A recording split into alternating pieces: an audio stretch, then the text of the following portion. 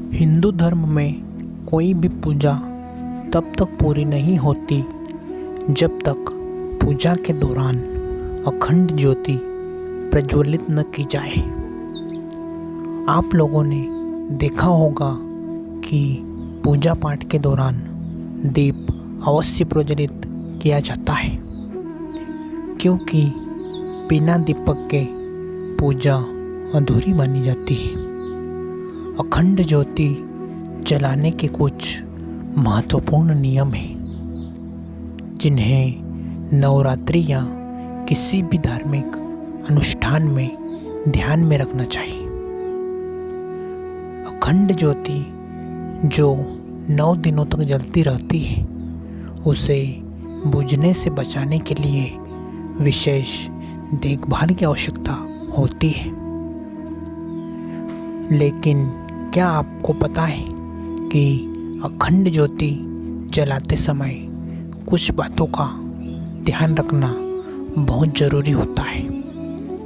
अखंड ज्योति वो होती है जो कि खंडित न हो। मतलब अगर किसी व्यक्ति ने पूजा स्थान में कुछ संकल्प लिए हैं, अखंड ज्योति जलाई है, तो वो तब तक जलनी चाहिए जब तक संकल्प पूरा न हो। अखंड ज्योति जलाने के कुछ नियम भी हैं, जिनका पालन करना बहुत ज़रूरी होता है। महर्षि जी कहते हैं, हिंदू धर्म में पूजा पाठ के दौरान दीपक जलाने का विशेष महत्व है, क्योंकि कोई भी पूजा दीपक के बिना पूरी नहीं होती। पूजा में दीपक अखंड ज्योति का बहुत महत्व होता है। मान्यता है, इसे जलाने से घर परिवार में सुख शांति बनी रहती है और मनोकामनाएं पूरी होती है। इसके अलावा कई तरह की परेशानियों से छुटकारा मिलता है और दिल को एक सुकून मिलता है। धार्मिक दृष्टिकोण से देखा जाए तो अखंड ज्योति जलाने से घर पर सुख समृद्धि का वास होता है। दीपक की रोशनी में सकारात्मकता होती है, जिससे घर की दरिद्रता दूर होती है। जब साधक ने प्रश्न किया कि महर्षि जी, अखंड ज्योति को जलाने के क्या नियम होते हैं, तब महर्षि जी बोले, अखंड ज्योति के लिए पीतल या मिट्टी का दीपक इस्तेमाल करना चाहिए। शुद्ध घी या सरसों के तेल का उपयोग करना चाहिए। घी से सकारात्मक ऊर्जा बढ़ती है, जबकि सरसों के तेल से नकारात्मक ऊर्जा दूर होती है।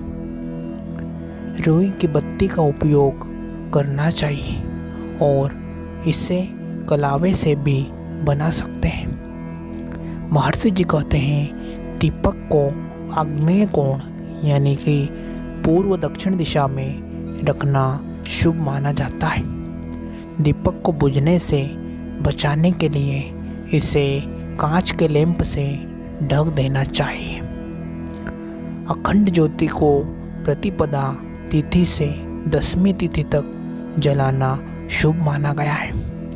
दीपक को छूने से पहले हाथ पैर धोकर शुद्ध और पवित्र होना चाहिए। दीपक जलाते समय मन में देवी का ध्यान करें और अपनी मनोकामना पूरी होने की प्रार्थना करना चाहिए।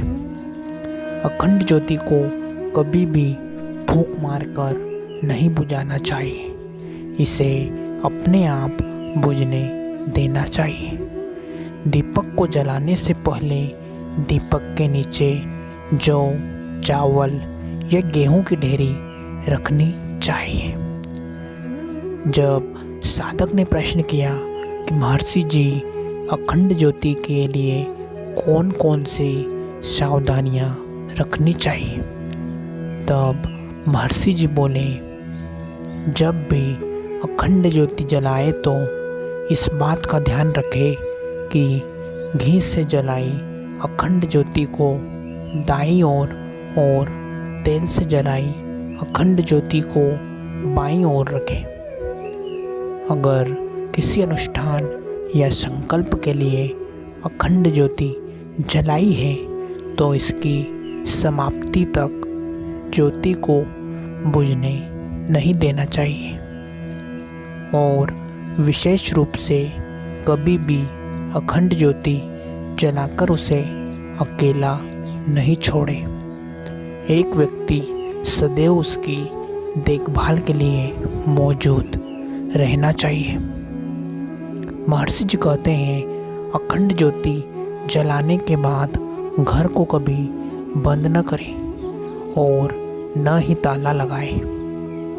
अखंड ज्योति में दीपक की लौ इतनी जले कि आसपास उसकी लौ की ताप महसूस हो। इस बात का ध्यान रखें कि ज्योति बुझनी नहीं चाहिए।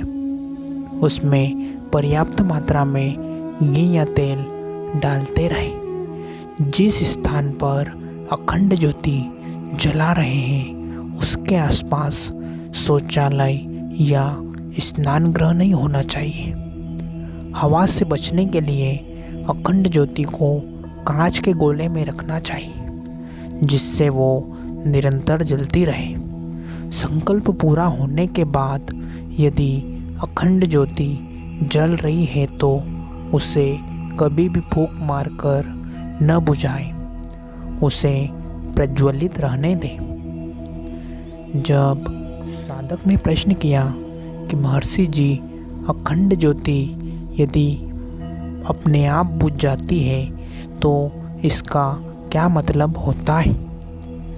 तब महर्षि जी बोले, यह माना जाता है कि अखंड ज्योति का बुझना शुभ नहीं है। खासकर नवरात्रि जैसे महत्वपूर्ण धार्मिक अनुष्ठानों में इसे पूजा या अनुष्ठान में किसी प्रकार की रुकावट या बाधा का प्रतीक माना जाता है। कुछ लोगों का मानना है कि दीपक का बुझना देवी की नाराजगी का संकेत हो सकता है। यह भी माना जाता है कि दीपक के बुझने से घर में नकारात्मक ऊर्जा का प्रवेश होता है। कुछ लोग इसे जीवन में आने वाली विघ्न बाधाओं का संकेत भी मानते हैं।